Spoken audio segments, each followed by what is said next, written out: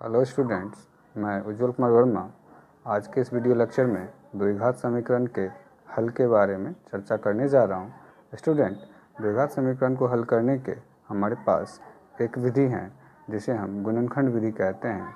तो जिसमें गुणनखंड विधि द्वारा किसी भी द्विघात समीकरण को हम हल कर सकते हैं।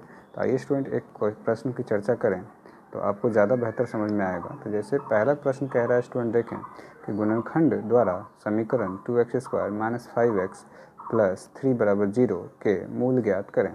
तो देखिए स्टूडेंट, जो द्विघात समीकरण है वो हमारा 2x² - 5x + 3 = 0 है, जो मैंने यहाँ लिखा है।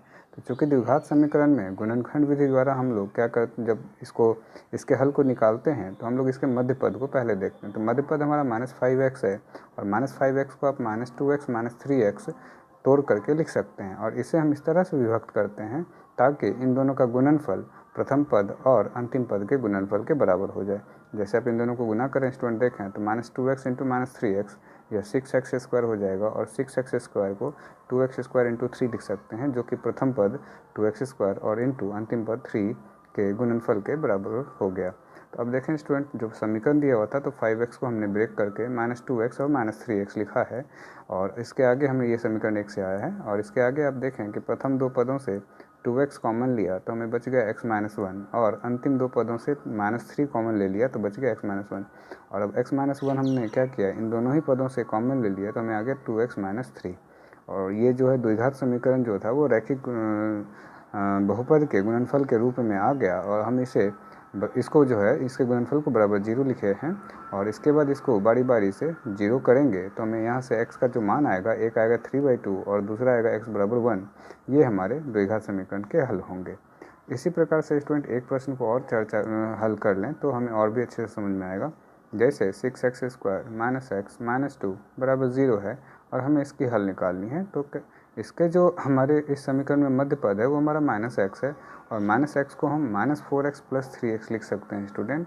और देखें इन दोनों का जो गुणनफल होगा -4x × 3x = -12x, जो कि 6x² × -2 लिखा जा सकता है।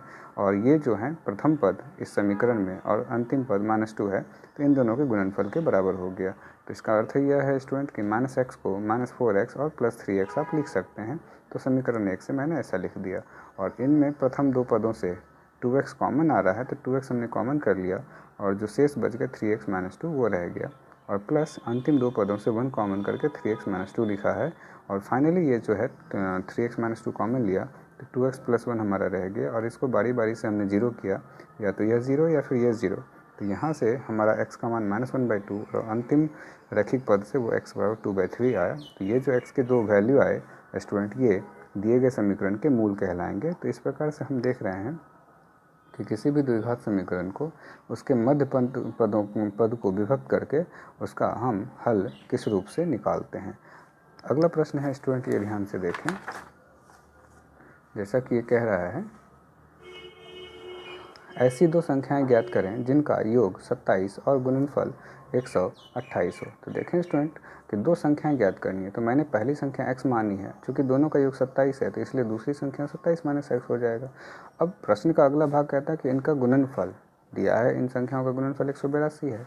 तो इन दोनों का गुणनफल मैंने 182 करा और इसको ब्रैकेट मैंने खोल दिए। जब x से मल्टीप्लाई करेंगे 27x और x × x - x² आ जाएगा बराबर 182।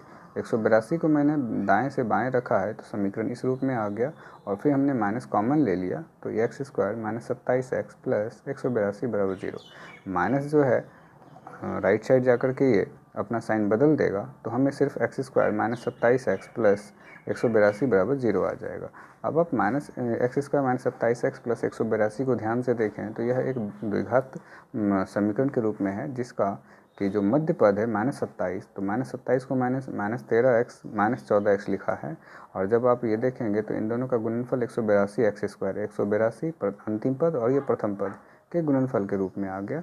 तो इसको हम लोग x² × 182 प्रथम पद इंटू अंतिम पद हमारा मिल गया। तो अब स्टूडेंट देखें ध्यान से कि जो समीकरण 1 है उसमें 27x को जो मैंने कहा था -13x -14x वो मैंने लिखा है, और इसके प्रथम दो पदों से x कॉमन लेके x -13 और अंतिम दो पदों से 14 कॉमन लेके x -13 हो गया। तो x -13 हमने बाहर रखा तो ये आ गया x -14। तो इन दोनों का गुणनफल चूँकि 0 है तो प्रथम पद को हमने 0 के बराबर किया तो x का मान 14, और अंतिम पद को यदि 0 के बराबर किया तो x का मान 13 आ गया। तो इस प्रकार से जो दो संख्याएँ आ गई हमारी, तो वो दोनों संख्याएँ 13 और 14 आ गई, जिनका योग भी हमारा 27 होगा और इन दोनों का गुणनफल भी हमारा 182 होगा। तो इस प्रकार से स्टूडेंट ये वर्ड प्रॉब्लम था, तो इसको हमने पहले क्या किया, समीकरण बना लिया, और समीकरण बना करके जो कंडीशन दिए हुए थे उसके आधार पे उसको हमने हल कर दिया। तो हमने द्विघात समीकरण बना के इसके हल भी निकाल लिए। अगला प्रश्न है स्टूडेंट, ध्यान से देखें। कहता है दो क्रमागत धनात्मक पूर्णांक ज्ञात करें जिनके वर्गों का योग 365 है।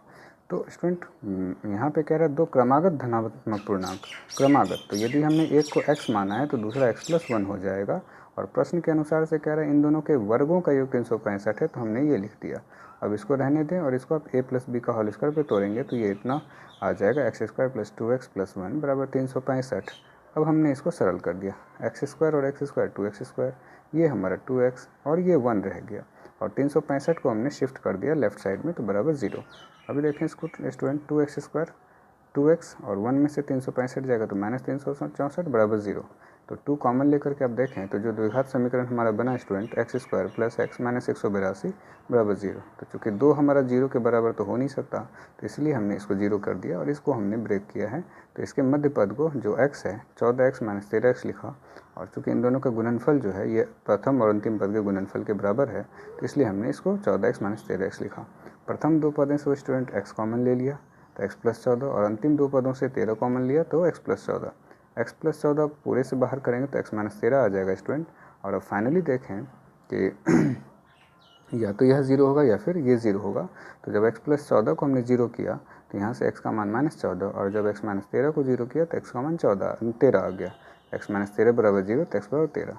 तो चूँकि x हमारा प्रश्न में कह रहा है कि धनात्मक पूर्णांक है, तो इसलिए हमने -14 नहीं लेना है, हमें 13 लेना है। तो हमारा एक धनात्मक पूर्णांक आ गया, तो दूसरा जो है x+1 वो 14 अपने आप आ जाएगा। तो अतः दो क्रमागत धनात्मक पूर्णांक जो हैं वो स्टूडेंट हमारे 13 और 14 होंगे। तो इस प्रकार से स्टूडेंट हमें द्विघात समीकरण का गुणनखंड विधि द्वारा हल करना कैसे निकालते हैं वो हमने देखा आज। तो इस पर स्टूडेंट आप बहुत सारे क्वेश्चंस बना सकते हैं एनसीईआरटी के बुक से और जो टेक्स्ट बुक हैं उससे भी। और दूसरी विधि हम लोग नेक्स्ट वीडियो में चर्चा करेंगे कि द्विघात समीकरण को दूसरी विधि से कैसे हल करते हैं, जो पूर्ण वर्ग विधि है। तो आगे की चर्चा स्टूडेंट हम लोग नेक्स्ट वीडियो में करेंगे।